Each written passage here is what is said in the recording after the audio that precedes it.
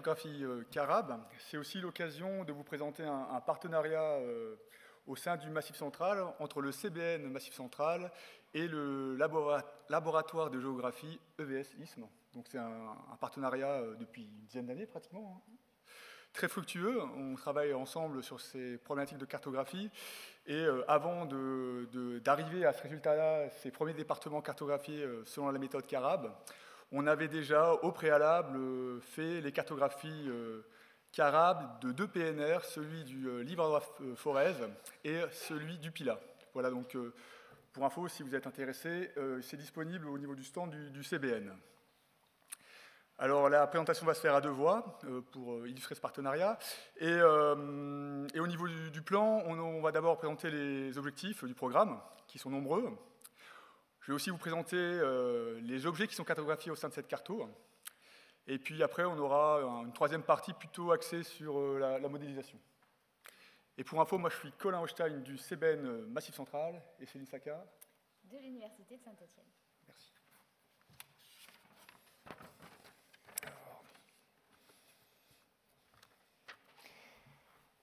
Alors le programme CARAB, il a été initié déjà il y a plus d'une dizaine d'années, avec une première phase qui était portée par le ministère. Et lors de cette première phase, en fait, on s'est posé beaucoup de questions. Alors quand je dis on, c'est beaucoup de partenaires, hein. Il y avait des partenaires du monde de la recherche, il y avait l'IGN, il y avait bien sûr le ministère, les CBN, tous les CBN. C'était plutôt des questions méthodologiques sur les objets à cartographier.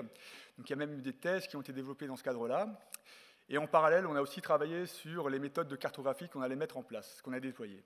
Et la conclusion un peu de cette première phase, donc, qui s'est terminée en 2018, ça a été la cartographie des deux PNR. Et suite à ça, en fait, le ministère a voulu accélérer les choses parce que l'objectif, c'était quand même de cartographier l'ensemble du territoire français.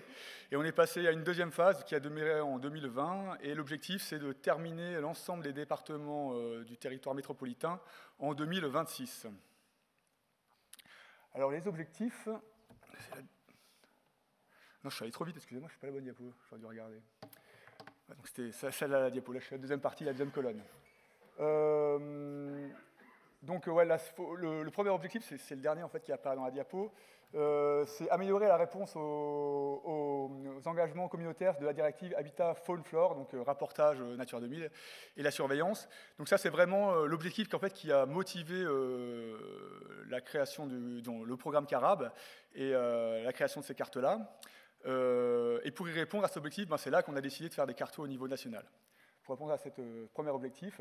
Et suite du moment qu'on avait imaginé cette cartographie, les partenaires, l'ensemble des personnes qui travaillaient à CARAB se sont dit on peut imaginer d'autres applications. Donc voilà, c'était évaluer l'artificialisation des sols, créer un outil qui pourrait être pris en compte dans l'aménagement du territoire. Et puis aussi peut-être dans la localisation des futures aires protégées, c'était une problématique actuelle. Donc en fait c'est un outil qui a été plutôt pensé pour le rapportage et l'évaluation des habitats d'intérêt communautaire, mais à terme il peut être utilisé sur beaucoup d'autres thématiques.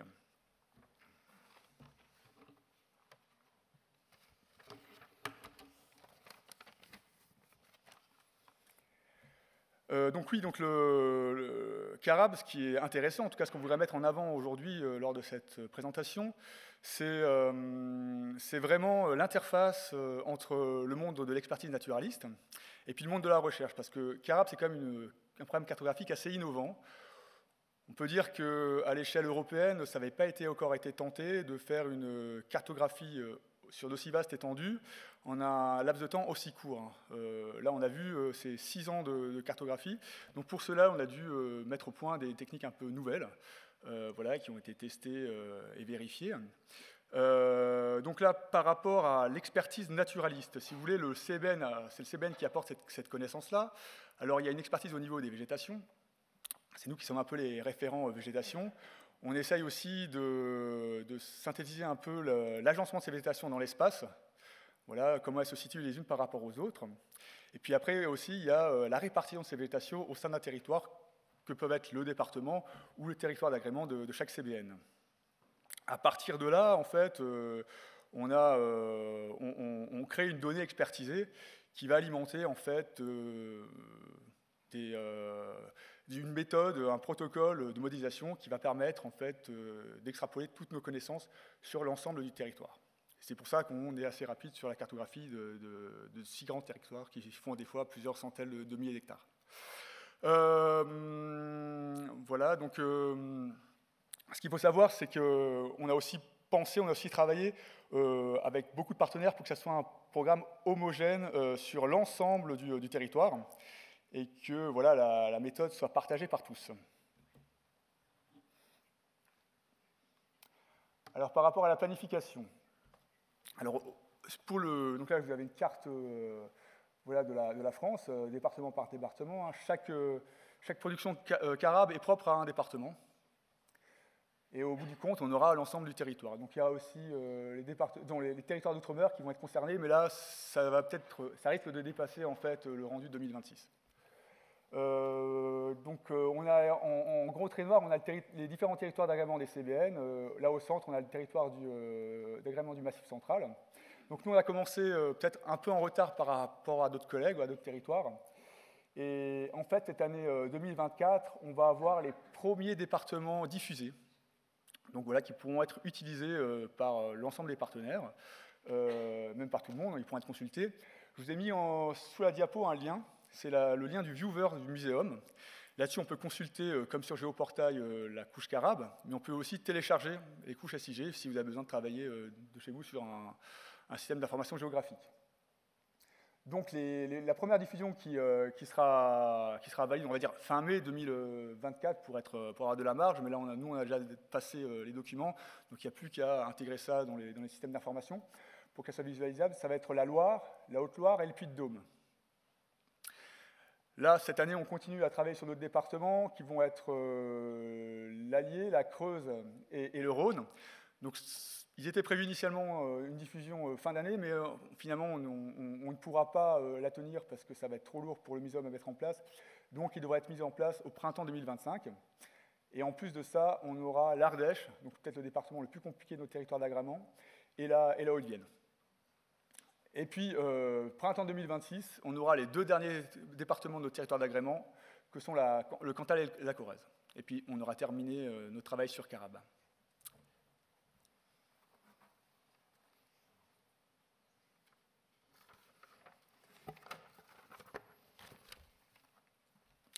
Alors, l'objet cartographié. Donc déjà, ça va être un rendu au 1/25 millième, donc c'est prévu comme ça, donc même si on n'aura pas vraiment de carte papier, mais le niveau de précision, c'est ça qui est voulu.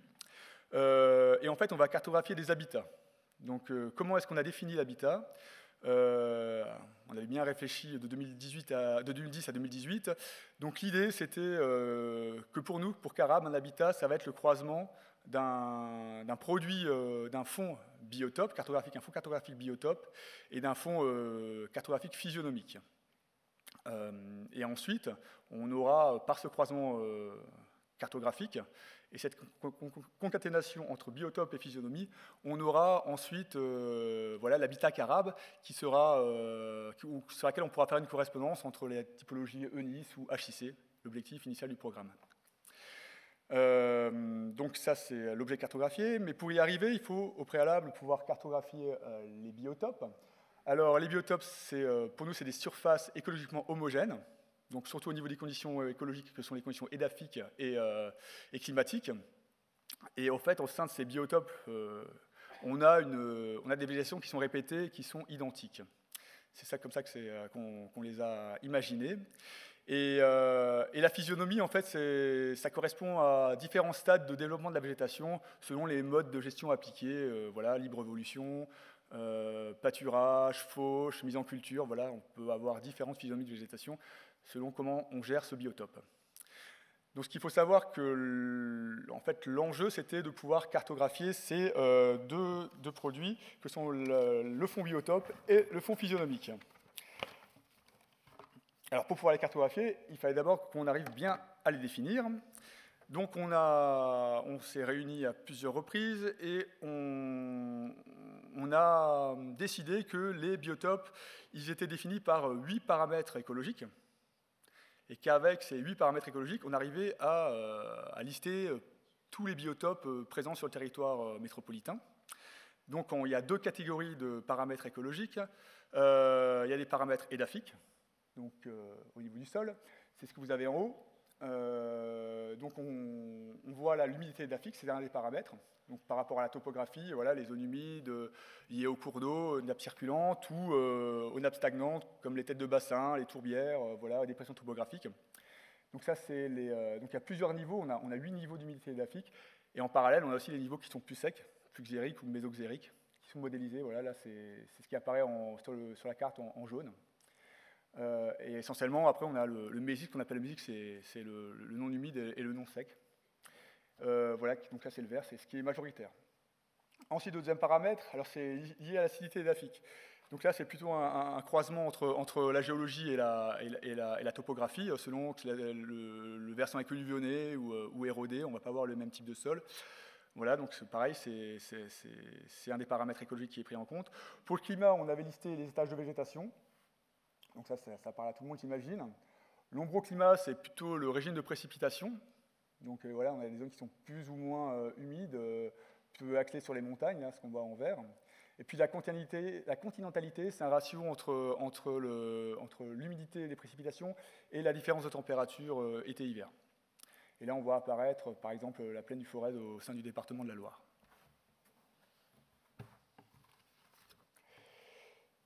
Alors, les physionomies. Voilà, donc j'ai mis des exemples. Donc c'est des niveaux hiérarchisés. Alors pourquoi hiérarchisés? Ce qu'on voit, c'est que c'est des numéros à 4 chiffres. Et selon le niveau de précision, en fait, on va dans une typologie plus précise. Ça va dépendre en fait de la performance de la modélisation. Des fois, on arrive à des niveaux précis, des fois, on n'y arrive pas. Donc des fois, on dégrade. Donc, par exemple, on peut avoir un code 3100 ou 3111. Ça va dépendre de la performance de la modélisation physionomique. Voilà, donc là, j'en ai montré quelques-uns, les pelouses permanentes, vivaces, ça peut aller jusqu'à ce niveau de précision. Ça peut être prairie fauchée, vraiment, si on est en 3300, ça va être que de la prairie, on n'arrive pas à faire le distinguo entre prairie fauchée et prairie pâturée, ça peut arriver dans certains cas, sur certains territoires. Les herbacéaux, les fourrés bas, les fourrés hauts, forêts mature naturelles, voilà, il y a d'autres champs, il y a les cultures, les plantations, les vignes, donc il y a pas mal de champs physionomiques.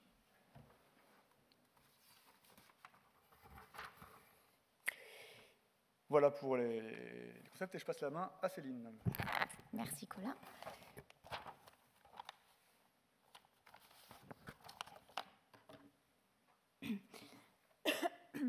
Bien, alors après vous avoir présenté dans le discours de Colin les objets qu'on cherchait à représenter, moi je vais m'appesantir un peu plus sur les aspects méthodologiques qu'on a mis en place pour pouvoir cartographier ces objets-là. Donc vous avez sous les yeux, voilà, vous avez sous les yeux toute la chaîne de production que l'on déroule pour pouvoir produire un département. Alors l'unité de production, elle est départementale, certes, on est bien d'accord que ça ne fait pas sens par rapport à la végétation. Cette unité-là répond à des contraintes par rapport au process et notamment à l'IGN qui a l'habitude de travailler selon des limitations administratives. C'est la raison pour laquelle les limites et l'unité de production dans la cartographie arabe et le département. Donc cette chaîne de production, on la voit... Pardon.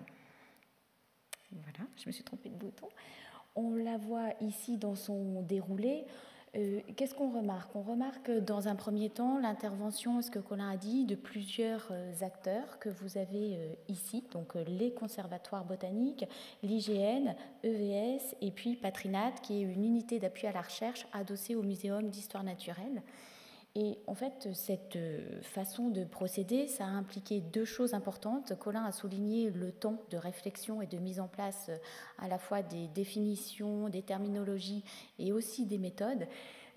Quand on est autant à travailler, il faut une acculturation terminologique pour toutes les disciplines qui vont avoir à travailler ensemble, donc que ce soit de la botanique, de la phytosociologie, de la biogéographie, de la géomatique, des statistiques également. Donc il y a eu cet effort-là d'acculturation, et puis il y a un autre effort, c'est qu'il faut aussi avoir un effort considérable de coordination, parce que vous voyez que sur tout le déroulé, eh bien, les différents acteurs, certains interviennent plusieurs fois, et notamment les grands gagnants, ce sont les conservatoires botaniques qui interviennent du début jusqu'à la fin du processus. Donc ça nécessite quand même une grosse organisation, et ça veut dire aussi une dynamique de travail qui soit constante et que les rouages soient bien huilés. Donc au cours de cette chaîne, vous retrouvez ici en entrée les deux composantes présentées par Colin, à savoir donc le biotope et les physionomies de végétation. Chacune d'entre elles va bénéficier d'un modèle de classification qui sont basés l'un comme l'autre sur de l'apprentissage machine. C'est-à-dire qu'on va entraîner un modèle à partir de données expertes, puisque dans les deux cas, on a ici des données, donc via un catalogue de biotopes, ce sont des données expertes qui nous sont fournies par des conservatoires. Et puis là, derrière cet intitulé un peu barbare, JDD1, qui signifie jeu de données, c'est aussi des données expertes, que ce soit pour les biotopes ou pour la physionomie. Ensuite, cette chaîne, elle est commune à tous les départements, parce qu'il y avait un souci de garantir une certaine homogénéité à l'échelle du territoire national. Néanmoins, elle a une partie plus souple et qui permet de s'adapter aux spécificités des territoires. On ne va pas gérer un département littoral comme les Côtes d'Armor de la même façon qu'un département montagnard type Savoie ou Haute-Savoie. Donc on a cette souplesse-là, donc on garantit à la fois un tronc commun méthodologique à tous les départements, mais une adaptabilité certaine en fonction des spécificités des territoires sur lesquels nous travaillons. Alors, cette chaîne de production, donc, elle est basée sur des modèles de classification, j'en ai déjà dit 2 mots, et on va avoir la production d'un modèle de classification biotope, un modèle de classification de physionomie, et en fait l'obtention de l'habitat se fait par le croisement des deux modélisations. Et en sortie, tous les résultats départementaux seront accompagnés d'une notice qui a pour objectif à la fois de décrire dans les grandes lignes la méthode employée, qui également présente les données que l'on a utilisées et qui, en dernière partie, propose une analyse évidemment des résultats qui sont produits, avec une évaluation et une estimation de la justesse de ces résultats sur le terrain. C'est une méthode également qui est itérative, en ce sens que, donc évidemment, cette chaîne-là, on peut la refaire en fonction si on a une augmentation des données d'apprentissage, on peut relancer tout le processus, mais itérative aussi au sein même de la chaîne, puisque vous avez dans un premier temps une première modélisation qui est mise en place à partir de données qui nous sont fournies, et ensuite, une fois qu'elle est produite, les collègues vont sur le terrain. Vous avez donc une phase terrain, que ce soit pour les biotopes ou pour les physionomies de végétation.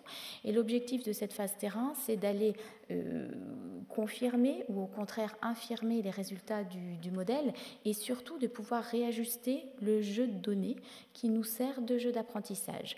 En effet, parfois, certains collègues nous avaient fourni un JDD1 avec un certain nombre de biotopes, et puis après la phase terrain, ils s'aperçoivent que ce n'est pas judicieux de distinguer deux biotopes, donc ils vont les regrouper, ou au contraire, ils ont des éléments pour pouvoir les distinguer et être plus fins, et auquel cas, ils vont les préciser. Donc cette phase terrain est fondamentale et elle nous permet donc d'obtenir un JDD2 donc qui est enrichi par cette phase terrain et de produire, que ce soit côté IGN ou côté EVS, de produire une deuxième version de modélisation. Et ensuite, ces versions-là passent l'étape de la validation ou pas. Et ça, ce sont les collègues des conservatoires qui valident ou non les productions que l'on a faites.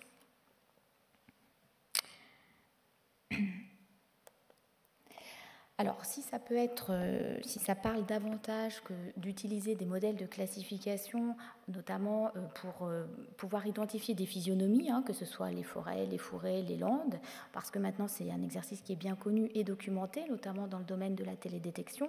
C'est peut-être un peu plus délicat que d'imaginer un modèle de classification qui va chercher à identifier des entités qui ne sont pas directement visibles sur le terrain, puisque Colin l'a dit, un biotope est composé de 8 paramètres.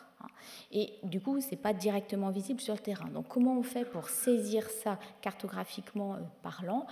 L'idée qui est sous-jacente derrière, c'est que la répartition des végétations, elle dépend de tout un tas de facteurs, elle n'est évidemment pas fortuite, et ce qu'on va essayer de faire en cartographiant préalablement un certain nombre de facteurs abiotiques que nous appelons variables, on va essayer de faire apprendre au modèle, que le modèle infère les liens existants entre ces variables et les polygones qui sont étiquetés que les CBN nous fournissent et qui possèdent une étiquette de biotope.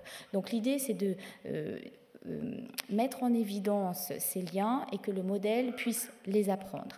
Donc dans les variables que l'on utilise, on a des variables d'ordre climatique, d'ordre bioclimatique aussi, avec un certain nombre d'indices. On a des variables topographiques, géologiques, pédologiques.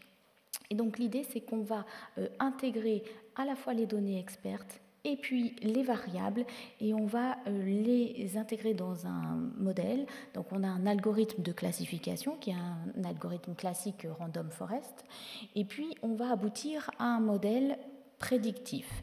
Ce modèle-là, alors dans la réalité, on produit 25 modèles successifs et on choisit le modèle le plus performant. Et une fois qu'on a ce modèle le plus performant, c'est celui-ci qu'on va spatialiser sur l'ensemble du département.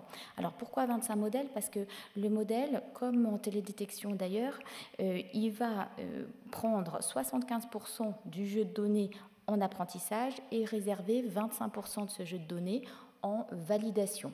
Et donc, pendant les 25 modèles, le jeu de données va être redispatché et redistribué. Donc, c'est-à-dire qu'un polygone qui aura été dans un modèle en apprentissage va basculer en validation dans le modèle d'après. Donc, c'est la raison pour laquelle on fait 25 itérations et parmi ces 25 itérations, on choisit le modèle qui a la performance qui a le résultat de classification le meilleur. Et c'est celui-ci qui est spatialisé à l'échelle du département. Alors concrètement, parce que là je vous ai tracé à grands traits la méthodologie, donc appliquée au territoire du Massif central, qu'est-ce que ça représente ? Colin évoquait les 3 départements qui seront diffusés cette année, à savoir la Loire, la Haute-Loire et le Puy-de-Dôme, et vous avez dans le premier tableau les caractéristiques des jeux de données avec lesquels nous avons travaillé. Donc vous voyez qu'on a entre 770 et environ 1000 polygones d'entraînement, donc c'est ceux-là qui nous ont servi pour l'apprentissage du modèle. Vous avez en face ce que ça représente en surface cumulée du département.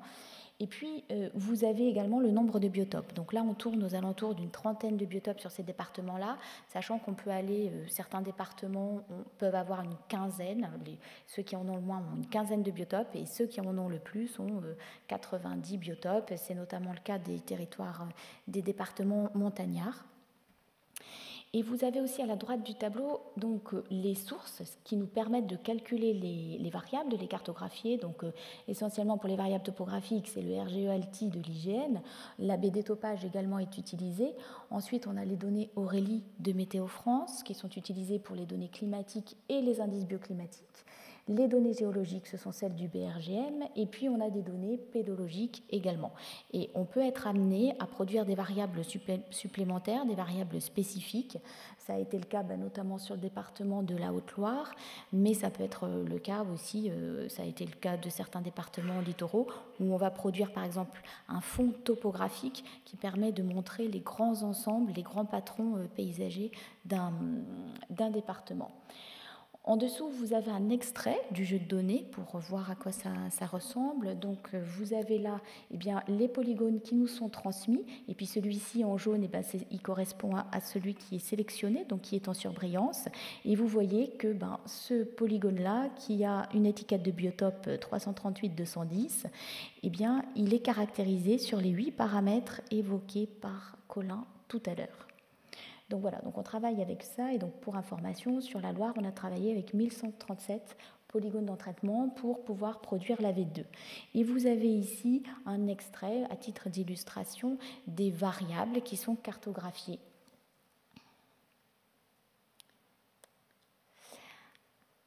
Alors, plutôt que de vous présenter une carte qui, de votre fauteuil, aurait ressemblé à rien parce que trop petit, j'ai préféré ici, avant de repasser la parole à Colin, accentuer sur ce que Colin a dit au début. Une des originalités de ce programme-là, c'est que vraiment il se situe, et Colin l'a bien dit d'ailleurs, à l'interface entre de la recherche appliquée et de l'expertise naturaliste.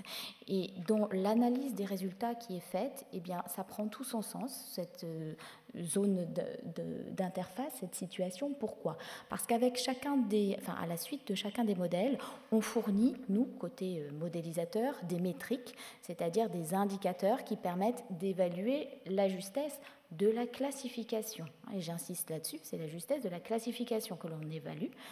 Donc, vous avez un extrait des graphiques que l'on a mis au point. Donc ça, c'est des graphiques qui correspondent, on appelle ça des gaufres dans notre jargon. Donc vous avez ici pour chacun des biotopes son code et puis le bandeau coloré. Et ensuite, ce qui est important, c'est de regarder quelle est la couleur affectée sur l'ensemble de la gaufre, en partant et la lecture est la suivante, c'est-à-dire que plus on a de couleurs identiques entre les petits carrés ici et le bandeau, et meilleure a été jugée la classification. Ça, c'est un point important, certes, mais qui n'est pas suffisant. Pour quelle raison? La première, c'est que déjà, cette classification, elle va dépendre du nombre de polygones dont je dispose. C'est-à-dire que là, en l'occurrence, j'avais 4 polygones de ce biotope-là. Ce qui veut dire qu'à chaque fois que mes modèles ont tourné, ils ont appris sur 3 et ils en ont eu un en validation.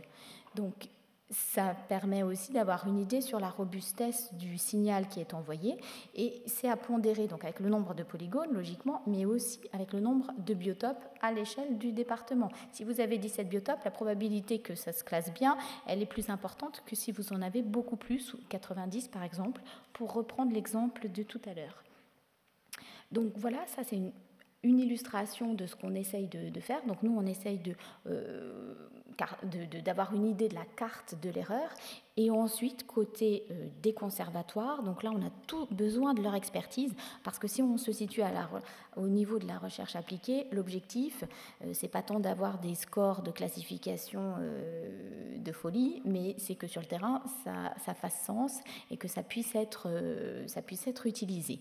Et ça, ce label-là, c'est vraiment les conservatoires qui nous l'apportent et qui le garantissent avec une expertise locale.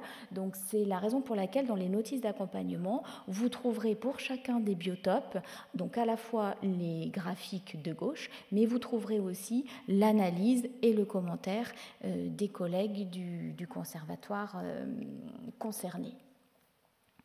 Et donc, eux, ce qu'ils vont chercher à mettre en évidence, enfin en tout cas à chercher, ça va être l'erreur de la carte. Nous, côté modèle, on va essayer de cartographier ou d'avoir une idée de la carte de l'erreur, et eux, c'est vraiment l'erreur de la carte qui va être leur souci. Voilà, et maintenant je vais laisser Colin poursuivre et conclure. Merci Céline. Donc voilà, je voulais vous montrer le résultat sur le département de la Loire concernant les habitats d'intérêt communautaire. Donc la grande carte, c'est l'ensemble des habitats d'intérêt communautaire cartographiés. Donc il y en a une grande majorité qui peuvent l'être grâce à Carab. Il faut savoir que certains habitats d'intérêt communautaire ne sont pas cartographiables parce qu'ils ne peuvent pas être pris en compte par les modèles. Donc c'est généralement des choses qui sont trop petites ou trop spécifiques. Mais globalement, je pense qu'on doit avoir plus de 90% des habitats communautaires connus qui sont cartographiés. Et là, j'ai mis des exemples de certains habitats qui peuvent être plus parlants, les landes sèches européennes. Donc là, on voit bien le Haut-Forez ressortir, le Pilat et puis les costières de la vallée du Rhône aussi, où a priori il y a des landes également. Les tourbières, donc là on voit tous les massifs de montagne, le Forez, les bois noirs, les monts de la Madeleine et le Pilat. Et puis les forêts alluviales le long des cours d'eau, voilà ce qu'on pourrait appeler les ripisylves. Donc voilà les résultats sur les départements de la Loire, et ils seront bientôt disponibles sur tous les départements du territoire d'agrément du Massif central. Donc Pour conclure, Carab, c'est une méthode reproductible, donc ça c'était bien, et homogène aussi au niveau national, parce que voilà, donc on a des cartes qui sont couvrantes, produites dans un laps de temps assez restreint et de manière homogène sur tout le territoire national. C'était quand même une belle prouesse. Donc c'est également une carte qu'on pourrait appeler des infrastructures écologiques. D'ailleurs, elle pourrait être utilisée grâce à ça dans pas mal de projets qu'on a évoqués hier. Après oui, c'est un avancement important aussi des connaissances de spatialisation, même par rapport à nous, il faut savoir qu'on a parcouru des zones, on n'a pas l'habitude d'aller pour justement savoir comment étaient répartis ces habitats, ces biotopes au sein de départements, parce qu'on passe souvent au même endroit, on n'a pas forcément l'habitude de passer dans tous les recoins, donc c'était aussi l'occasion de le faire grâce à cette cartographie. Par contre, Carab, ce n'est pas une cartographie de terrain, il faut bien le préciser, et du coup, pour cette raison, on peut avoir des imprécisions de modélisation qui sont toujours présentes dans cette cartographie. Et donc, oui, si on veut utiliser cette carte à l'échelle d'un site pour le gérer, c'est peut-être un peu plus compliqué. Donc, Carab peut beaucoup de choses. Là, je vous liste quelques possibilités. Il faut savoir que le ministère propose un appel à manifestation d'intérêt pour utiliser ces cartes, et peut-être dans des projets particuliers, ça pourrait être utile. Donc là, n'hésitez pas à nous contacter pour avoir plus de précision sur ce que c'est ces AMI. Mais par rapport à ce que nous, on a déjà testé par rapport aux cartes du Livre à Forez et du PILA, par exemple, ça peut contribuer à identifier des enjeux territoriaux. Donc on a utilisé ces cartes pour faire des trames vertes et bleues sur pas mal de territoires, comme le parc du Livre à Forez. C'était très utilisé pour les contrats verts et bleus, voilà, qui sont en train de se finaliser actuellement. Donc on peut aussi imaginer que c'est un outil qui est utile pour orienter la planification territoriale. Donc, par exemple, pour la séquence éviter, réduire, compenser, nous, on n'a pas eu l'occasion d'utiliser, mais voilà, ça peut être le cas sur d'autres territoires. Et ça permet aussi de constituer une strate d'information aux inventaires naturalistes. Là, par exemple, on a utilisé Carab au Livre à Forez pour mieux cerner une population de maculinea qui avait été découverte à l'époque récemment.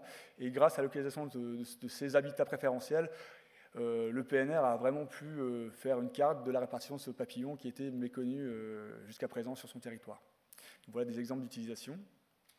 Par contre, Carab ne peut pas tout.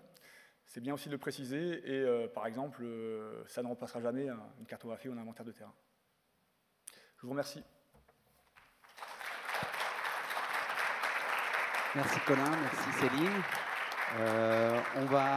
On avait pris un petit peu de retard au départ. On va prendre une ou deux questions, si vous en avez, concernant ce joli projet de partage entre des thématiques et des structures très différentes. Moi, je voulais demander, pourquoi ce n'est pas possible de cartographier des habitats ponctuels? Je pense notamment aux sources, aux cratoniurions et aux habitats d'intérêt communautaire ponctuels, quand ils sont plus ou moins, je ne dis pas faciles, mais voilà, sur les sources sont connues, sur massif calcaire. Pourquoi ce n'est pas possible Alors ouais, quand je dis que ce n'est pas possible, c'est par rapport aux variables qu'on utilise pour la modélisation. En fait, on n'aura jamais de données suffisamment précises pour prévoir où sont situés, par exemple, le cratoniurion. Par contre, tu as raison, on a des fois la connaissance de la localisation de ces habitats.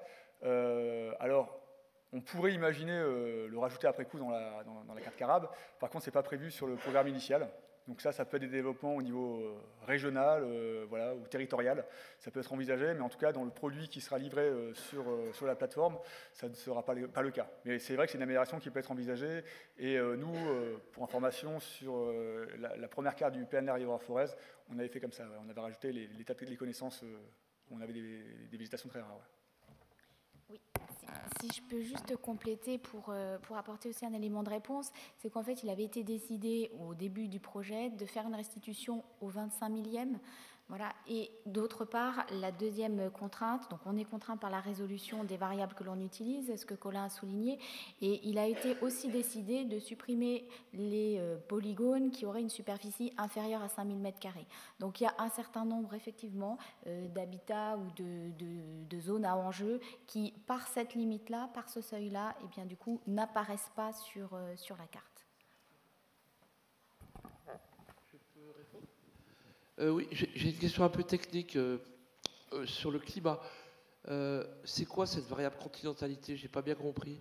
Tu peux détailler un peu, Colin, s'il te plaît? J'ai pas compris la question. Pardon, la variable continentalité dont tu as parlé, pour les données Ouais. climatiques, tu as parlé d'un ratio entre les précipitations. Ouais, Tu peux redétailler? annuel, et la différence thermique entre l'hiver et l'été. En fait, Les ratios entre les précipitations et, alors, et l'amplitude thermique, c'est j'ai ça? plus le calcul, ouais, mais en fait, on considère il y a une équation où tu considères les précipitations annuelles, il me semble, et la différence thermique entre le janvier et juillet, je crois. Et ça vient de où, ça? C'est toi qui as Rivas trouvé ça? Martinez, ouais, c'est des calculs sur lesquels on s'est basé.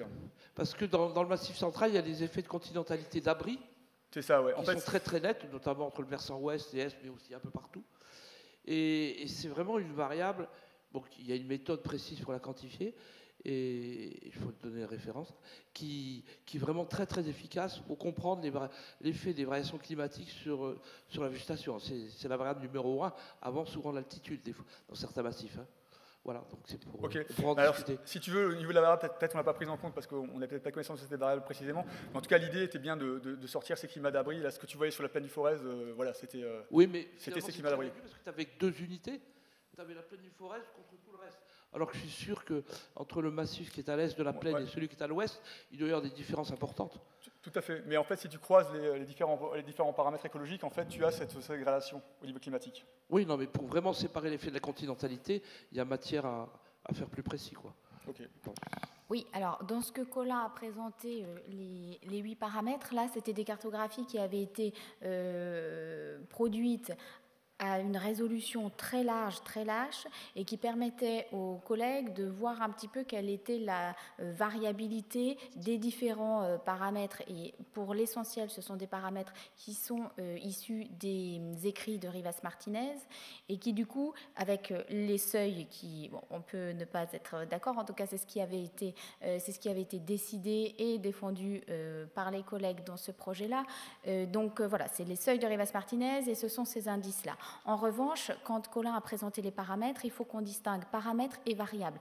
C'est-à-dire que ce n'est pas ça que l'on intègre dans l'apprentissage. On travaille, nous, sur des pixels de 10 mètres de côté, donc 100 mètres carrés, avec des données, du coup, de précipitation et de température qui seront bien plus précises et qui pourront mettre en évidence, effectivement, des zones plus spécifique à l'échelle d'un département. Là, l'approche, elle est très grossière et elle est sur un département, mais au niveau des variables, on est plus fin que ce qui est présenté là pour les paramètres.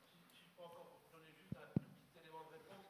Par rapport à Rivas Martinez, le problème, c'est que c'est un bioclimatologue méditerranéen, et donc les gens qui ont travaillé en général en région méditerranéenne, que ce soit des Espagnols, des Français et autres, ils considèrent qu'il n'y a pas de continentalité au sens hydrique, dans la mesure où, par essence, le climat méditerranéen a un peu de pluie en été, et donc les climats continentaux ont été définis en France comme des climats à plus d'été dominants. Donc du coup, ils quantifient la continentalité thermique, qui est beaucoup moins importante en France que la continentalité hydrique. Donc je pense qu'il ne faut pas du tout se fier à l'approche de Rivas Martinez pour quantifier la continentalité hydrique. Bon, c'est un peu technique, je suis désolé. Merci. Une toute dernière question, parce qu'on a pris déjà un petit peu de retard. Donc, Ok, oui, merci. Donc Maxime Burs, CBN Med. Donc je vais faire une question pas trop compliquée, mais du coup vous avez montré qu'effectivement la méthodologie adoptée, en fait, c'est un croisement entre biotope et physionomie. On en arrive au final du coup à des cartographies qui ont été montrées sur les habitats d'intérêt communautaire. Alors, j'ai l'impression que du coup, voilà, il y a eu un choix qui est quand même un peu sympa parce que les habitats d'intérêt communautaire qui ont été montrés, c'est ce qui certainement marche le mieux. Ce que je voulais savoir, voilà, c'est que, voilà, pour ne pas tromper non plus peut-être le public sur la finalité de ces cartes, c'est quelle est, par le retour d'expérience que vous avez, la proportion en fait, d'habitats d'intérêt communautaire pour lesquels on aurait une fiabilité de modélisation qui permettrait de produire ces cartes. Parce qu'on sait que, bon, là, on a certains habitats d'intérêt communautaire où on a des physionomies ou des biotopes assez tranchés par rapport aux autres, mais ce n'est vraiment pas le cas pour de nombreux autres habitats d'intérêt communautaire. Donc, voilà, je voulais savoir un petit peu, est-ce que vous pouvez contredire ça? Est-ce que finalement, ça marche pour tous les habitats d'intérêt communautaire? Ou est-ce que, voilà, on peut ne pas espérer de ces modélisations des cartographies pour tous ces habitats? Alors, au niveau de l'évaluation, on n'y est pas encore, mais c'est prévu par le ministère. Il va y avoir une phase qui est en train d'être planifiée pour justement évaluer la pertinence de Carab par rapport aux habitats d'intérêt communautaire. Donc ça, c'est un truc qui va être prévu. Donc je n'ai pas encore de chiffres à te communiquer pour l'instant, mais normalement, dans les années à venir, ça sera le cas. Ce que je peux t'en dire, en tout cas, sur le territoire du Massif central, nous, on a quand même fait une pré-vérification grossière par rapport à l'état de connaissance des cartographies Natura 2000, voilà comment c'était réparti. Et globalement, ça marche quand même relativement bien, de manière, quand tu dézoomes vraiment sur des gros secteurs. Tu vois. Après, au niveau de la parcelle, je ne sais pas, on n'a pas encore fait l'exercice, mais ça sera, en tout cas, c'est prévu, parce que c'est une forte demande du ministère de pouvoir évaluer justement voilà, la véracité des cartes. Affaire à suivre. Affaire à suivre. Merci. Merci Colin, Céline, pour cette belle présentation qui pose beaucoup de questions. Mais ce que je soulignerais quand même dans ce travail, c'est aussi une volonté d'aller vite, pas obligatoirement d'être parfait, de tout prendre en compte. Et l'amélioration se fera au fil de l'eau, en fonction des retours, etc. On va passer à...